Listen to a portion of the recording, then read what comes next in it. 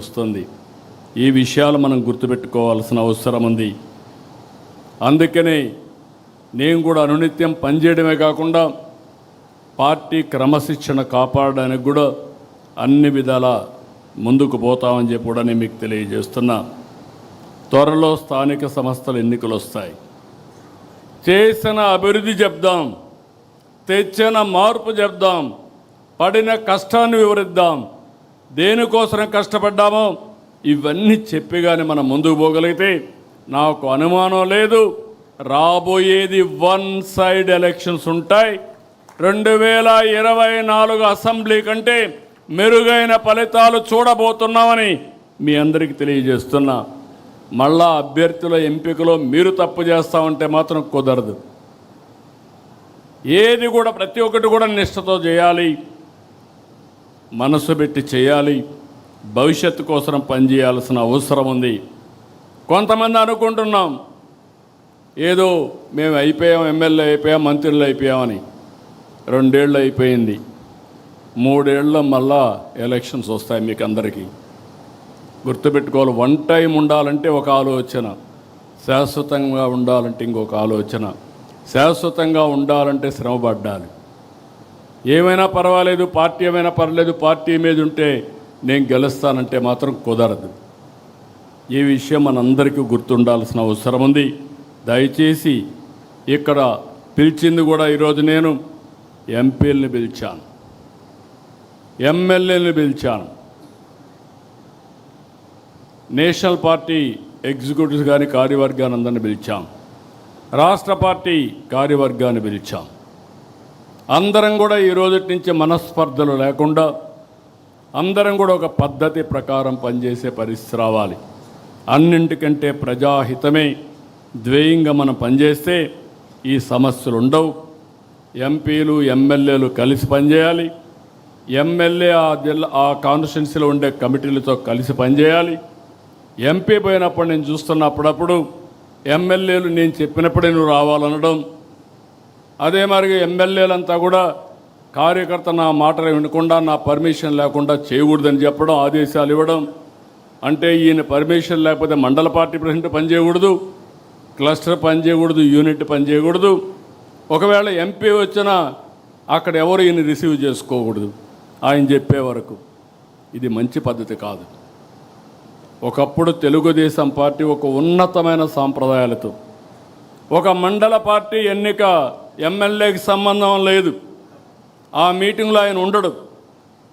అందరినీ కూర్చొని సెలెక్ట్ చేసి ఎవరైతే మండల పార్టీ ప్రెసిడెంట్ ఉన్నాడో ఆ పార్టీ అధ్యక్షుడితో ఆయన పనిచేయించుకోవాలంతే.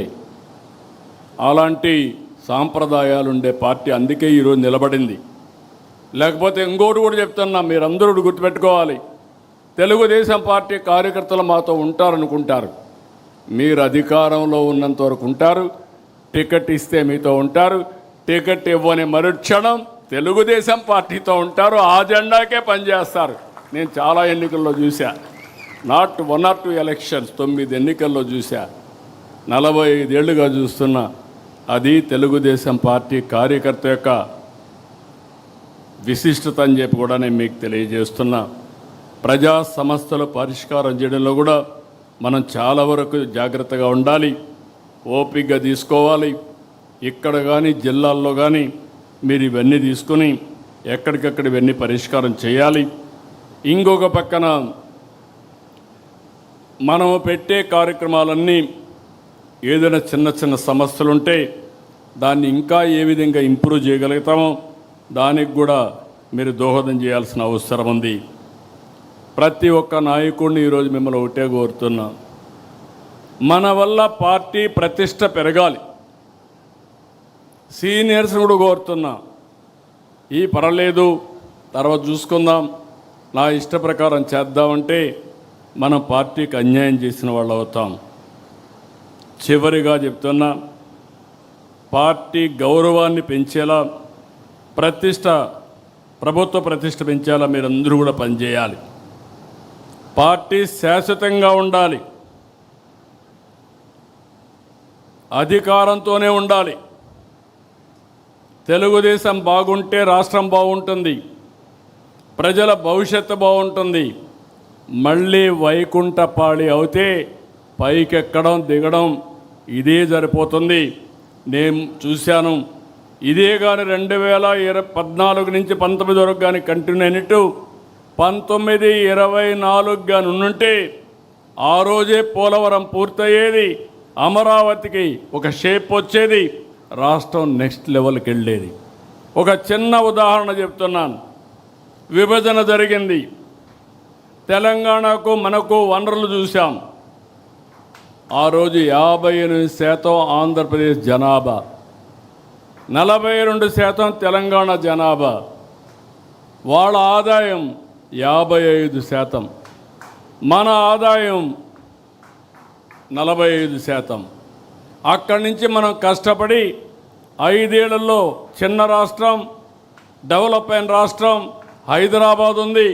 కానీ వాళ్ళకంటే 2% పెంచాం. మనం 47%కి వచ్చాం, వాళ్ళు 53%కి వచ్చారు. 5 ఏళ్ళు ఈ పాలనలో మీరు చూస్తే ఈరోజు వాళ్ళు 60%కి అయ్యారు, మనం 40%కి వచ్చాం.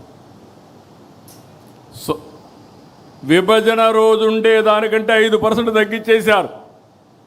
వాళ్ళు 5% పెరిగారు. మనం ఉన్నప్పుడు ఆ గ్యాప్ని 2% పెంచి 6% చేస్తే ఇప్పుడు 20% అయిపోయింది.